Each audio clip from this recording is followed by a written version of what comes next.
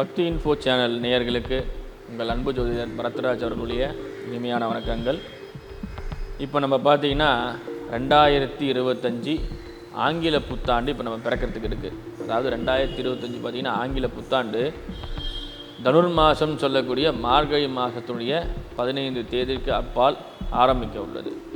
நம்ம இந்த ஆங்கில புத்தாண்டுக்கான கிரகநிலைகளையும் கோச்சார பலன்களையும் வைத்து இந்த வருடம் இந்த ராசிக்காரர்களுக்கு என்னென்ன செய்ய உள்ளது என்று இந்த வருட பலனாகப்பட்டது நாம் பார்க்க உள்ளோம்.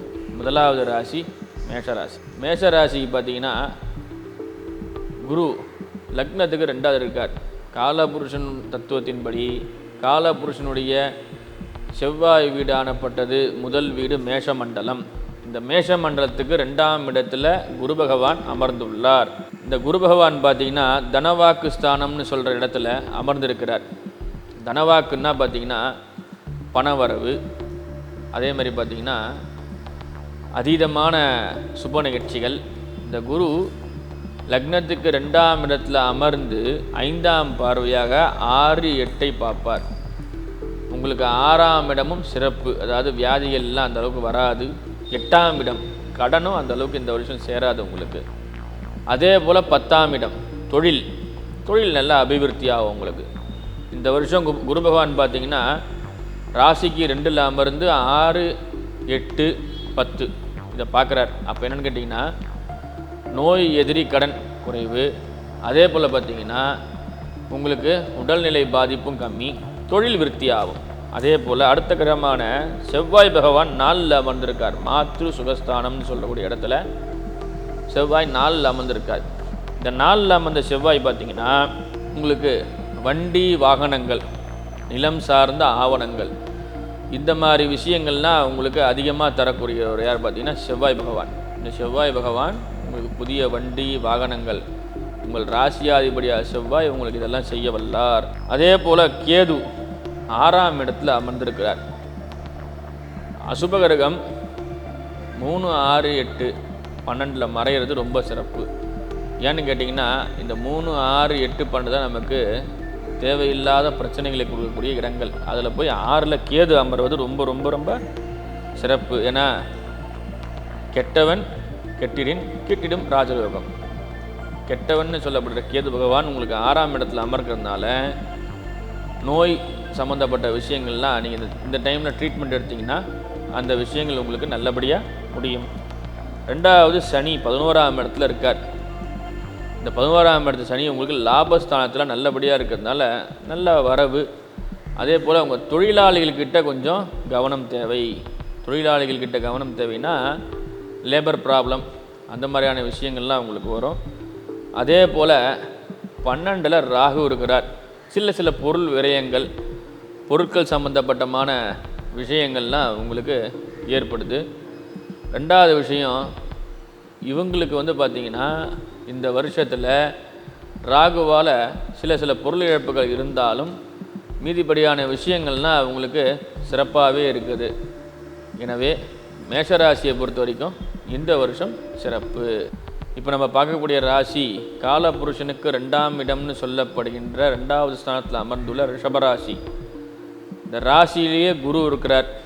இந்த வருஷம் ராசியில் குரு அமர்ந்து 5, 7, 9ஆம் இடத்தை பார்க்கிறார். 5ஆம் இடம் என்று சொல்லக்கூடிய புத்திரஸ்தானம், 9ஆம் இடம் சொல்லக்கூடிய பூர்வ புண்ணியஸ்தானம், 7ஆம் இடம் என்று சொல்லக்கூடிய திருமணம் கலத்திர ஸ்தானத்தையும் பார்க்கறதுனால இந்த வருஷம் குழந்தை இல்லாதவர்களுக்கு குழந்தையும், அதே போல் கடன் தீரும். அதே போல் 7ஆம் பார்வையாக பார்ப்பதால் உங்களுக்கு வெகு விரைவிலே திருமணமாக வாய்ப்பும் உண்டு. அதே போல் செவ்வாய் 3லே வக்கரம் பெற்று அமர்ந்துள்ளார். தைரியமாக செயல்படுவீர்கள். இந்த வருஷம் பூரா உங்களுக்கு தைரியமாக ஏதாவது விஷயங்கள்னாலும் உங்களுக்கு சீக்கிரமாக தைரியமாக பண்ணும்போது அந்த விஷயங்கள் உங்களுக்கு கிளிக் ஆகும். அதே போல் 5ல் கேது இருக்கிறார். ஆண் வாரிசுகள் பிறக்கும். தம்பதியர்கள் பார்த்திங்கன்னா திருமணமாகி ரொம்ப நாள் கல்யாணம் ஆகி குழந்தை இல்லாமல் இருக்கும். அவங்க இந்த மாதத்தில் ட்ரீட்மெண்ட்லாம் எடுத்தாங்கன்னா அவங்களுக்கு நல்ல லாபங்களும் நல்ல குழந்தை செல்வங்கள் ஏற்படும். அதே போல் புதன் 7லே அமருகின்றார். இந்த 7ஆம் இடத்துல அமர்ந்த புதனை லக்னத்தில் 7ஆம் பார்வையாக பார்க்கிறார். இந்த புதன் 7ஆம் பார்வையாக லக்னத்தில் உள்ள குருவை பார்க்கிறார். எனவே ரிஷபராசிக்காரர்களுக்கு காதல் திருமணம் ஏற்பட வாய்ப்பு அதிகம். அதே போல் உங்களுக்கு 8ஆம் இடத்திலே சூரியனும் சந்திரனும் அன்றைய கோச்சாரத்தின்படி அமர்ந்துள்ளனர். இந்த 8ஆம் இடத்துல சூரியனும் சந்திரனும் அமர்ந்திருப்பதால் சில நேரங்களில் வீட்டில் அம்மாவுக்கும் அப்பாவுக்கு வீட்டில் உள்ள முதியோர்களுக்கு சில பிரச்சனைகள்லாம் உங்களுக்கு ஏற்படும். அதே போல் ராகு 11ஆம் இடத்துல லாபஸ்தானத்தில் அமர்ந்திருக்கிறார். 10ல் சனி அமர்ந்து ராகு 11ஆம் இடத்துல அமர்வது ரொம்ப ரொம்ப சிறப்பு.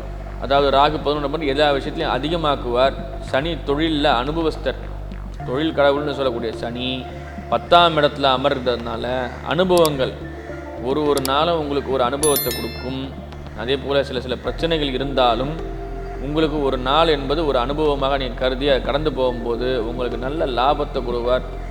இந்த ரிஷபராசிக்காரங்களுக்கு இந்த வருஷம் பார்த்திங்கன்னா தொழிலில் முன்னேற்றம், திருமணம், அதே போல் காதல் திருமணம், குழந்தை இல்லாதவர்களுக்கு நல்ல மகச்செல்வம், மகப்பேர் ஏற்படுவதால் ரிஷபராசிக்காரர்களுக்கும் இந்த வருஷம் நல்லா இருக்குது. மிதுன ராசிக்காரர்களுக்கு பார்த்திங்கன்னா லக்னத்துக்கு 2ஆம் இடத்துல செவ்வாய் தனவாக்கு ஸ்தானத்தில் ஒரு அசுபகிரகம் அமர்ந்திருக்கிறதுனால பேச்சினால் சில பிரச்சனைகள், உரிய நேரத்துக்கு சில பணிகளை செய்யாதனால் மேலிடத்துலேருந்து சில பிரச்சனைகள் உங்களுக்கு வரும். ஏதாவது ஒரு விஷயத்தை நீங்கள் தாமதப்படுத்திக்கிட்டே இருப்பீங்க. தாமதப்படுத்துறதுனால உங்களுக்கு காலதாமதத்தினால சில பிரச்சனைகள் தொழிலையோ இல்லை படிக்கிற இடத்துலையோ அந்த மாதிரியான விஷயங்கள்லாம் ஏற்படும். அதே போல் பார்த்திங்கன்னா உங்களுக்கு லக்னத்தில் 4ஆம் இடத்துல கேது அமர்றார். வீடு வாங்கி இஎம்ஐ கட்டுறவங்களுக்கு இந்த ஒரு இஎம்ஐ பிரச்சனைகள் தீரும். வீட்டு மேலே உள்ள கடன்கள் தீரும். 2வது வாகனத்து மேலே லோன் இருந்தால் உரிய ஆவணங்கள்லாம் வாகனத்தில் வச்சுக்கோங்க. வண்டியை எடுத்துகிட்டு போகும்போது அந்த வண்டி வாகன லோன் இல்லாமல் பார்த்துங்க, அதுவும் சரியாயிடும். அதே போல் 6ஆம் இடத்துல புதன் இருக்கார். புதன்னா நரம்புன்னு அர்த்தம். நரம்பு மண்டலத்தை புதன்னு சொல்லுவோம். உங்களுக்கு பார்த்திங்கன்னா நரம்பு சம்மந்தப்பட்ட பிரச்சனைகள்லாம் சில நேரத்தில் ஏற்படும். அதாவது நரம்பினால் ஏற்படும் நரம்பு தளர்ச்சி, ப்ரெஷர், அந்த மாதிரி நரம்பு மண்டலத்தில் பாதிப்பு இருக்கிறதுனால கொஞ்சம் கவனம் தேவை. அதே போல் 7ஆம் இடத்துல உங்களுக்கு சூரியன் சந்திரன் அமர்ந்துள்ளார்கள். ராசிக்கு 7ல் சந்திரன் சூரியன் அமர்ந்ததுனால உங்களுக்கு திருமணம்னு பார்த்தீங்கன்னா இந்த வருஷம் சொந்தத்தில், அதாவது அத்தை மகள் அல்லது மாமன் மகளே திருமணம் செய்யக்கூடிய அமைப்பு உண்டு. அத்தை மகள் மாமன் மகள் உறவினர்களுக்குள்ளேயே நீங்கள் திருமணம் பண்ணிப்பீங்க. இந்த வருஷம் உங்களுக்கு அரேஞ்ச்டு மேரேஜ் தான் நல்லா இருக்குது. லவ் மேரேஜ் அந்தளவுக்கு சிறப்பில்லை இந்த வருடம். அரேஞ்ச்டு மேரேஜ் ரொம்ப நல்லா இருக்குது. அதே போல் 9ஆம் இடத்துல சந்திரனும் சனியும் அமர்ந்துள்ளார்கள். சனிச்சந்திரன் சேர்க்கை என்பது பார்த்திங்கன்னா 9ஆம் இடத்துல சேர்றதுனால உங்களுக்கு பூர்வ புண்ணிய ஸ்தானத்தில் சந்திரன் சொல்லக்கூடிய கிரகம் பார்த்திங்கன்னா அம்மா, சனியின் கிரகம் பித்ரு, ஆயுள்காரகன்னு சொல்லப்படுறது. உங்களுடைய தாயாருக்கு சில நேரங்களில் உடல்நிலை பாதிப்புகள் ஏற்படும். அவங்க கொஞ்சம் கவனமாக பார்த்துங்க. 2வது முன்னோர்களுடைய ஆசிகளும் உங்களுக்கு கிடைக்கும். அதே போல் ராகு 10ஆம் இடத்துல அமர்ந்திருக்கிறார். 10ல் அமர்ந்த ராகு பதவியை உயர்த்துவார், 12 மடங்கு உயர்த்துவார். பதவி உயர்வு, ப்ரொமோஷன், அந்த மாதிரியான விஷயங்கள்லாம் உங்களுக்கு நல்லா கிடைக்கும். இந்த பதவி உயர்வு பார்த்திங்கன்னா உங்களுக்கு எப்படி கிடைக்குன்னு கேட்டிங்கன்னா, இந்த ராகு கேது பயிற்சி முன்னாடியே உங்களுக்கு பதவி உயர்வுகள்லாம் ஏற்படும். 2வது பார்த்திங்கன்னா இந்த வருஷம் உங்களுக்கு முக்கியமாக நடக்க போகிறது என்னென்னா அரேஞ்ச் மேரேஜ், 2வது பதவி, தொழிலில் முன்னேற்றம். சில பிரச்சனைகள் இருந்தாலும் புதனால் ஏற்படக்கூடிய அந்த நரம்பு சம்பந்தப்பட்ட பிரச்சனைகள்லாம் உடனே மருத்துவர் அணுகி அதை உங்களுடைய பிரச்சனைகள் இல்லாமல் பார்த்துக்குங்க. உங்களுடைய உடல்நலத்தை பாதுகாத்து கொள்ளுங்கள். இப்போ நம்ம பார்க்க போகிற ராசி பார்த்திங்கன்னா கடகராசி. கடகராசின்னு பார்த்திங்கன்னா காலபுருஷனுக்கு 4ஆம் இடம்னு சொல்லப்படுற கடகராசியில் செவ்வாய் அமர்ந்துள்ளார். உங்கள் கோச்சார செவ்வாய் அன்னைக்கு பார்த்திங்கன்னா கடகராசியில் அமர்ந்துள்ளார். இவர் என்ன பண்ணுவார் கேட்டிங்கன்னா,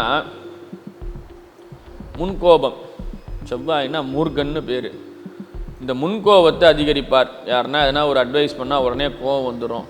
உங்களுக்கு மூத்தவர்கள் அல்லது தொழிலே சிறந்தவர்கள், எம்டி அந்த மாதிரி ஹெச்ஆர் அந்த போஸ்டிங்கில் இருக்கிறவங்களாம் யாராவது சொன்னால் எதுவும் திருப்பி பேசாதீங்க, அமைதியாக கேட்டுக்கிறது ரொம்ப சிறப்பு.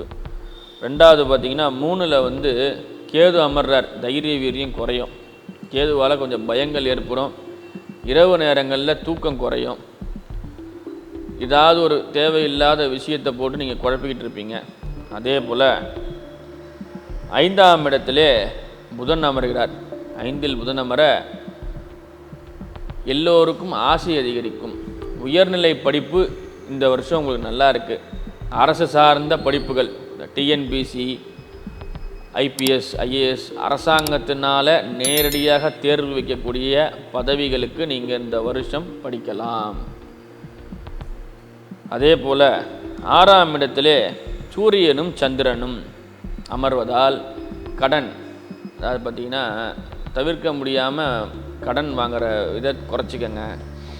ரெண்டாவது சூடு சம்பந்தப்பட்ட நோய் உங்களுக்கு வரும். ஏன்னா உங்களுடைய ராசிநாதன் ஆகிய சந்திரன் சூரியனோடு சேர்ந்து 6ஆம் இடத்துல போய் உட்கார்ந்துடுறார். சூரியன்னா சூடு, ராசிநாதன் சூரியனோட 2 ஒளிரும் கிரகத்தில் வந்து ஒரு அதிகமாக ஒளிரக்கூடிய பிரகாசிக்கக்கூடிய கிரகத்தோட இன்னொரு பிரகாசிக்க கிரகம் சேரும்போது அதனுடைய கதிர்வீச்சை உள்வாங்கும். அப்போ என்னன்னு கேட்டிங்கன்னா உங்களுக்கு சில நேரத்தில் உடல்நிலை பாதிப்புகள் 6ஆம் இடத்தினால வரக்கூடியது நடக்கும். 8ஆம் இடத்துல சனி சுக்கிரன் சேர்க்கை. ஒரு பக்கம் லாபம் வந்தாலும் ஒரு பக்கம் செலவு ரெடியாக இருக்கும். வரவுக்கு ஏற்ற செலவு இந்த வருஷம் உங்களுக்கு. அதே போல் 9ஆம் இடத்தில் ராகு அமர்ந்துள்ளார். ஆன்மீக சம்பந்தப்பட்ட விஷயத்துக்கு செலவு பண்ணும்போது உங்களுக்கு சில பிரச்சனைகள் குறையும். 11ஆம் இடத்துல குரு அமர்ந்திருப்பது இன்னும் சிறப்பு. ஆன்மீக ரீதியான விஷயங்கள், கல்வி நிலையங்கள் அந்த மாதிரியான விஷயங்களுக்கெல்லாம் நீங்கள் செலவு பண்ணும்போது உங்களுக்கு எல்லா விதமான நன்மைகளும் வந்து சேரும். இந்த வருஷம் நீங்கள் பார்த்தீங்கன்னா உடம்பை பார்த்துக்குங்க. 2வது விஷயம், உயர்நிலை கல்விக்கு கண்டிப்பாக படிங்க. அரசாங்கம் சார்பில் நடக்கிற அனைத்து தொழில்களுக்கான பயிற்சிகளுக்கும் செல்லுங்கள்.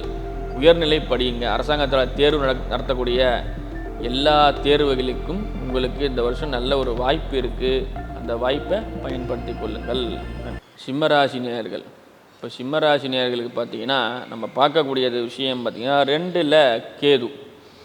இந்த வருஷம் ஆரம்பத்தில் உங்களுக்கு 2ஆம் இடத்துல கேது அமர்வது கொஞ்சம் சிறப்பு கம்மி.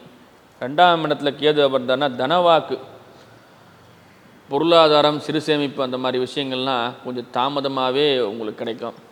2வது வாக்குஸ்தானம், சொல்லக்கூடிய விஷயங்களை செயல்படுத்துவதற்கு தாமதமாகும். நீங்கள் ஒரு விஷயம் சொல்லுவீங்க, இத்தனை மணிக்கு இதை பண்ணிடலாம் சார்னும் போது அது கொஞ்சம் டிலே ஆகும். அதனால் உங்களுக்கு சில கெட்ட பேர்கள்லாம் ஏற்படும். அதே போல் புதன் 4ல் அமர்றார். இந்த மாமன் காரகன் சொல்லப்படுகிற புதன் வந்து பார்த்திங்கன்னா 4ஆம் இடத்துல அமர்வது ரொம்ப ரொம்ப சிறப்பு.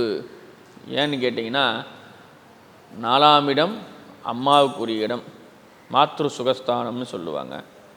வீடு வண்டி வாகன யோகங்கள்லாம் 4ஆம் இடத்தை பார்க்கணும்.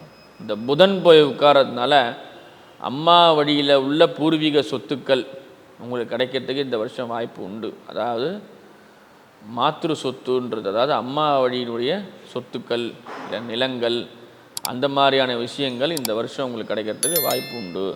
அதே போல்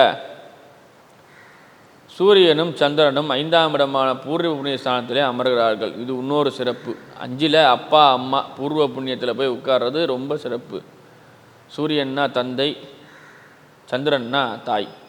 இந்த 2 கிரகமும் கரெக்டாக போயிட்டு 5ஆம் இடத்துல உட்கார்றது ரொம்ப ரொம்ப சிறப்பு.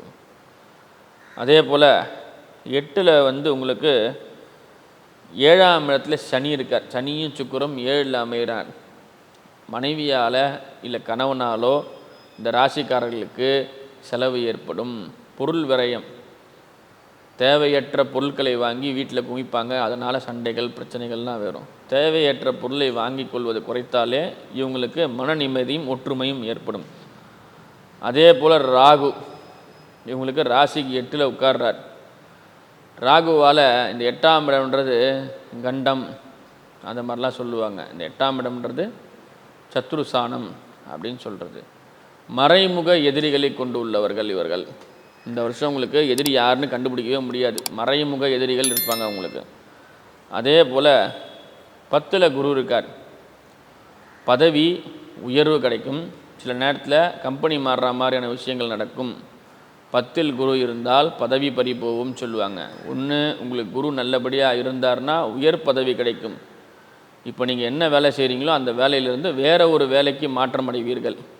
அதே கம்பெனியாக இருக்கலாம், இல்லை வேறு கம்பெனியாக இருக்கலாம். ஒன்று உயர்வு கிடைக்கும், இல்லைனா பதவி மாற்றங்கள் ஏற்படும். அதே போல் 12ஆம் இடத்துல செவ்வாய் போய் மறைகிறார். 12ல் செவ்வாய் வந்து உங்களுக்கு மறைகிறார்.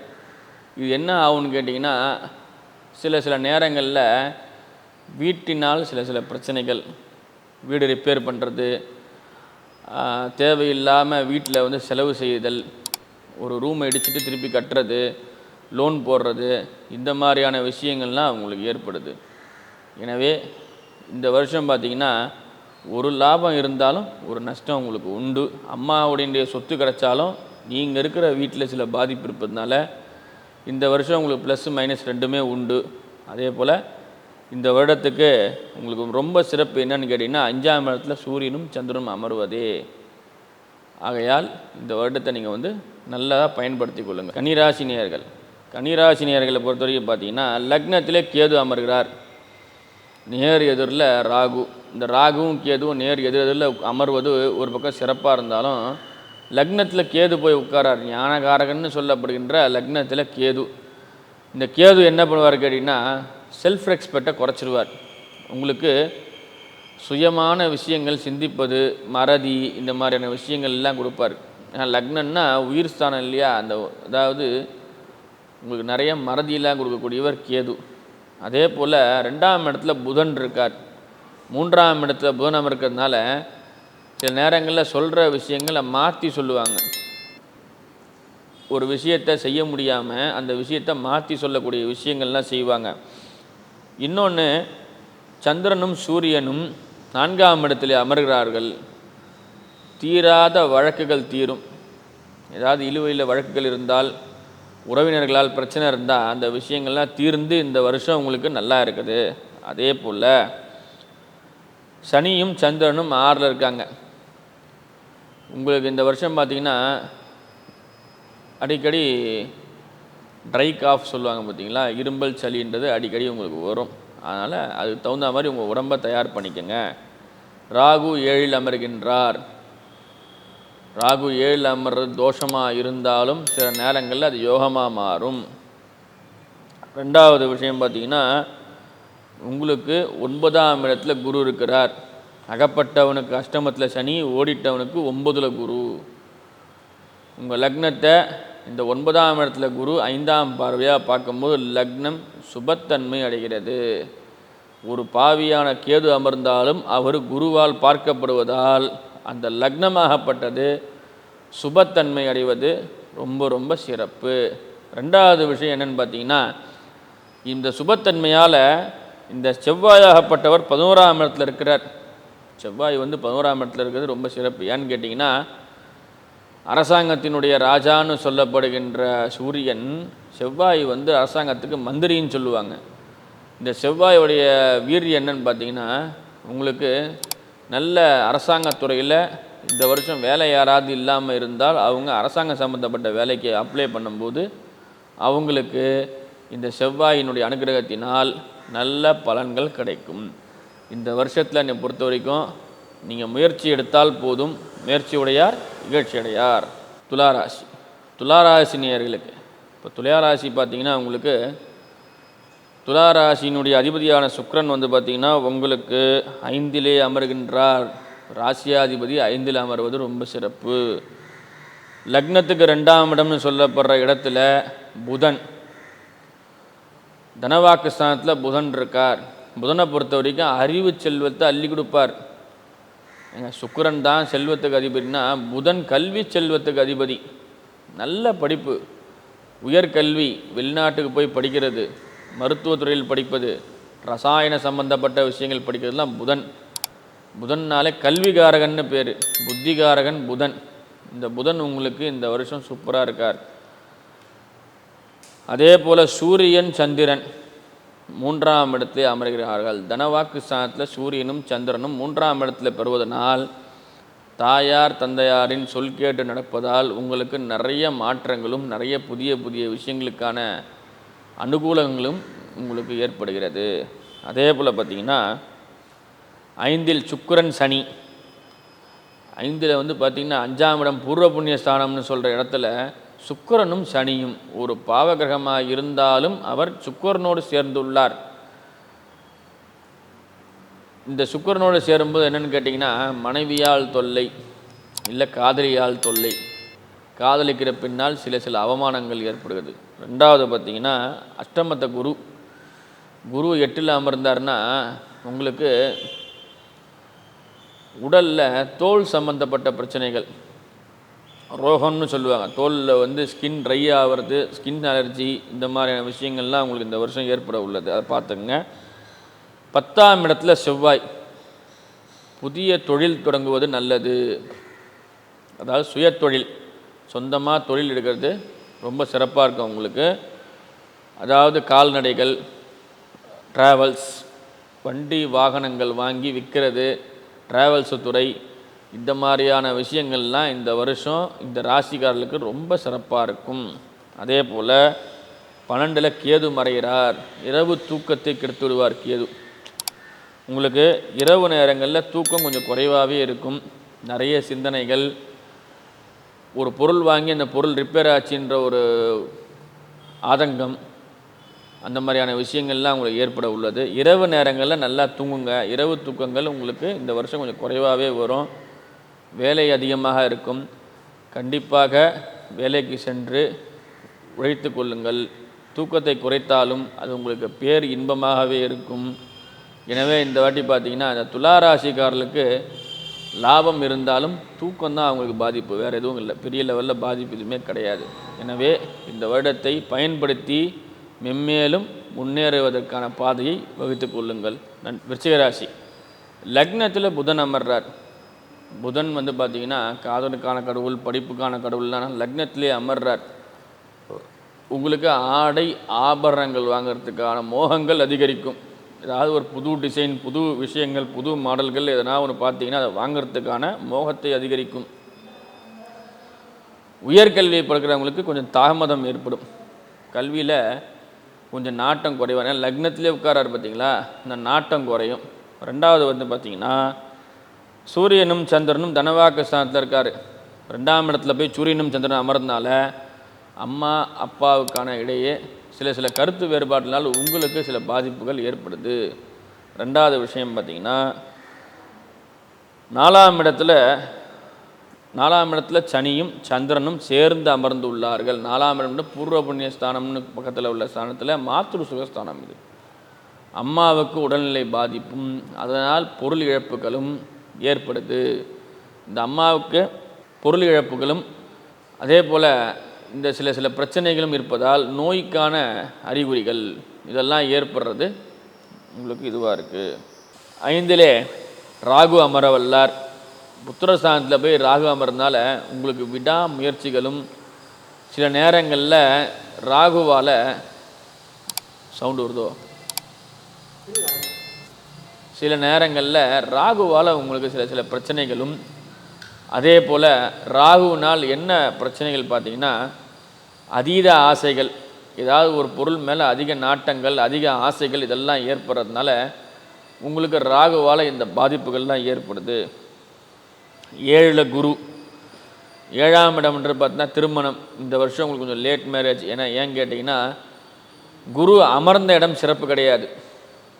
குரு அமர்ற இடம் சிறப்பு கிடையாது. ஆனால் பார்க்கும் இடம் சிறப்பு. லக்னத்தை பார்க்குறார். 7ஆம் இடத்துல அமர்ந்த குரு உங்கள் லக்னத்தை பார்ப்பார். அதே போல் 11ஆம் இடத்தையும் பார்க்குறார். அதனால் அது சிறப்பு. தொழிலும் இதெல்லாம் சிறப்பாகும். செவ்வாய் 9லே அமர்கின்றார். பூர்வ புண்ணிய ஸ்தானத்தில் செவ்வாய் அமரும்போது என்னென்னு கேட்டிங்கன்னா நிலம் சார்ந்த விஷயங்கள் உங்களுக்கு இந்த வருஷம் கிடைக்கும். லோன் போட்டாவது ஒரு வீடு வாங்குங்க. எலி வலையாயினும் தனி வலை தேவை. ஃப்ளாட் டைப் வீடுகளை விட நிலம் சார்ந்த வீடுகளை நீங்கள் சார்வது ரொம்ப ரொம்ப நல்லது. ஏன்னா விருச்சிக ராசின்றது ஒரு மறைவு ஸ்தானம்னு சொல்லுவாங்க. உங்களுக்கு மெயினான ரோட்டில் வீடு கிடைக்கலனாலும் ஒரு ஊருக்கு உள்ள மத்தியத்தில் தான் வீடு கிடைக்கும். இந்த ஊர் உள்ள மத்தியத்தில் வீடு வாங்கிறதுக்கான முயற்சியெலாம் எடுங்க. அதே போல் கேது 11ஆம் இடத்துல ஞானகாரகனான கேது வந்து உள்ளே போய் அமர்றது ரொம்ப ரொம்ப சிறப்பு. ஏன்னு கேட்டிங்கன்னா நல்ல அறிவு, நல்ல ஆற்றல், நல்ல பிளான், இதெல்லாம் இந்த ஞானகாரனாய கேது வந்து உங்களுக்கு தரவல்லார். இந்த கேது வந்து 11ஆம் இடத்துல அமரும்பொழுது நல்ல அறிவு, நல்ல ஆற்றல், நல்ல ஞானங்களை கொடுக்கறதுனால உங்களுக்கு நல்ல விதமான விஷயங்களை அள்ளி அள்ளி தரவல்லார் கேதுவால் 11ஆம் இடத்துல எந்த கிரகம் அமர்ந்தாலும் பாதிப்பு தராது. ஆகையால் கேதுவால் உங்களுக்கு எந்த பிரச்சனையும் கிடையாது. எனவே இந்த வருஷத்தில் பார்த்திங்கன்னா உங்களுக்கு புதிய வீடு கட்டுங்கள். ரெண்டாவது, நல்ல முயற்சி, தொழிலில் நல்ல முயற்சி எடுங்க. தொழில் முயற்சி ரொம்ப ரொம்ப சிறப்பாக தரும். உங்களுக்கு நல்ல அறிவு, புது பிளான், ஐடியாக்கள் எல்லாம் செயல்படுத்துங்க. நீங்கள் சிந்தித்த விஷயத்தை இந்த வருஷம் செயல்படுத்தினால் கண்டிப்பாக அந்த விஷயம் நிறைவேறும். நன்றி. தனுசு ராசி நேயர்கள் பார்த்தீங்கன்னா ராசியிலேயே சூரியனும் சந்திரனும் அமர்கிறார்கள். இந்த சூரியனும் சந்திரனும் ராசியில் அமரும் போது உங்களுக்கு என்னென்னு கேட்டிங்கன்னா சிறப்பு, அம்மா அப்பாவினுடைய ஆசிகள், உங்களுடைய பித்தர்களுடைய நல்லாசிகளோடு இந்த வருஷம் உங்களுக்கு ஆரம்பிக்குது. பித்தர்களால் ஏற்படுகின்ற சாபமும் தோஷமும் உங்களுக்கு இந்த வருஷம் அந்த அளவுக்கு தாக்கமாக இருக்காது. ரெண்டாவது விஷயம் பார்த்திங்கன்னா சுக்கிரனும் சனியும் ராசிக்கு 3ல் போய் அமர்றாங்க.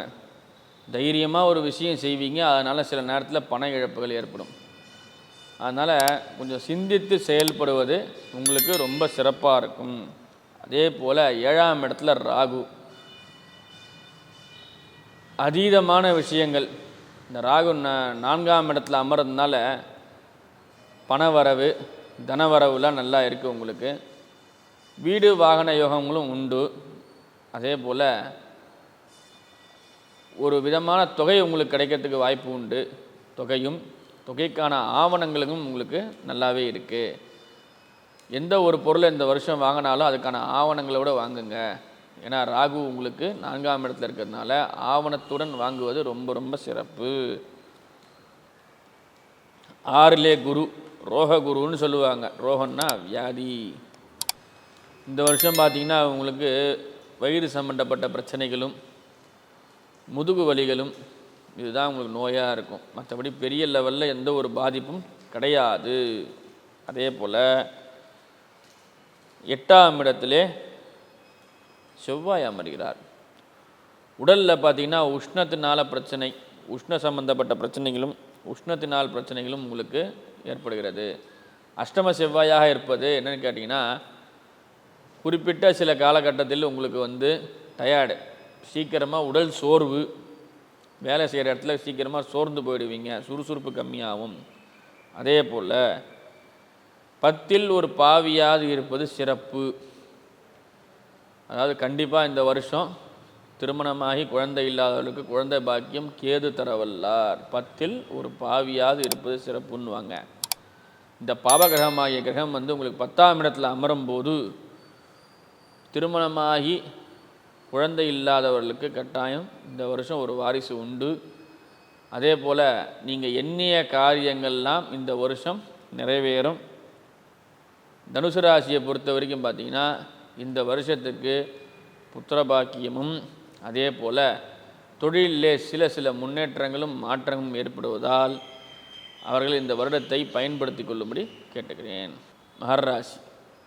மகர ராசி நேயர்கள் பார்த்திங்கன்னா இந்த வருஷத்தினுடைய உங்கள் லக்னாதிபதி லக்னத்துக்கு 2ல் இருந்தாலும் சுக்கிரனோடு சேர்கிறார்.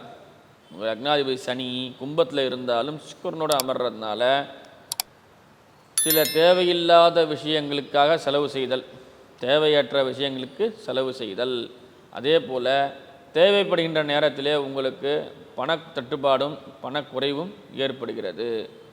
அதனாலே உங்களுக்கு சில பிரச்சனைகள் இருக்கும். 3ஆம் இடத்திலே ராகு, அதிகமான சிந்தனை, பணத்தினுடைய மதிப்பு தெரியாமல் செலவு செய்தல், ராகு வந்து 3ல் அமர்வும் தனவாக்குஸ்தானம்னா தனத்தை நிறைய விரயம் பண்ணுவீங்க.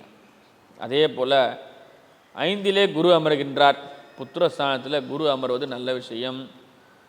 இந்த திருமணம் ஆகாதவர்களுக்கும் திருமணம். 2வது விஷயம் பார்த்திங்கன்னா முக்கியமான விஷயம், 5லே அமர்ந்த குரு உங்களுடைய 10ஆம் இடத்தை பார்ப்பார்.